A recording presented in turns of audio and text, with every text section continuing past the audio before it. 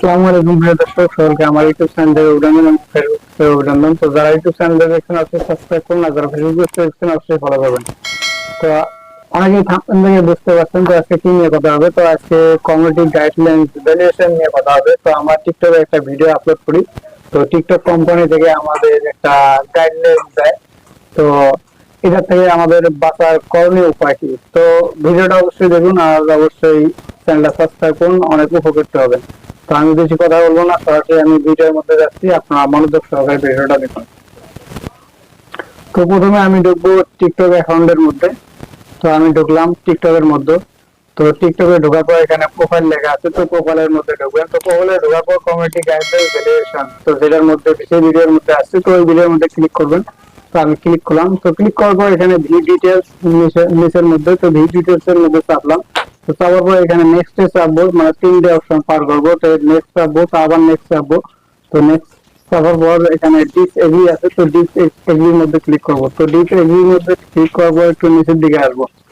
তো নিচের দিকে আসবো একটু। তো নিচের দিকে আসার পর এখানে my video did not valuation বা কমিউনিটি গাইডলাইন, এই অপশনে ক্লিক করবো। তো এই অপশনে ক্লিক করবো, এখানে সাবমিট অপশনে ক্লিক করবো। তো এখানে কাজ শেষ। তো এখান থেকে আবার ব্যাক দিতে হবে। তো ব্যাক ব্যাক দেবো। তো আমি ব্যাক দিলাম, এটা কমপ্লিট। তো ব্যাক দেওয়ার পর এখানে ইনবক্স আছে, অর্থাৎ ইনবক্সে ঢুকবো। তো ইনবক্সে ঢোকার পর একটা অপশন থাকবে, তো অপশন সিস্টেম নোটিফিকেশন, এই অপশনে ক্লিক করব। তো এই অপশনে ক্লিক করার পর এখানে ভিডিও ইউ পোস্ট, এখানে ক্লিক করব। তো এখানে ক্লিক করার পর এখানে নেক্সট চাপবো, আবার ওই যে প্রথম যেভাবে চাপলাম, তো আবার চাপবো নেক্সট। তো নেক্সট চাপার পর এখানে সাবমিট আপিল লেখা আছে, সাবমিট আপিলে ক্লিক করব। এখানে ক্লিক করব। তো এখানে ক্লিক করার পর সাবমিটে ক্লিক করব। তো সাবমিটে ক্লিক করার পর কাজ কিন্তু শেষ। এই যে দেখেন অ্যাপেল সাবমিট। তো বন্ধুরা অবশ্যই সাবস্ক্রাইব করে পাশে থাকবেন। তো এইভাবে আপনারা খুব সহজে টিকটক ভ্যারিয়েশন রিমুভ করতে পারবেন।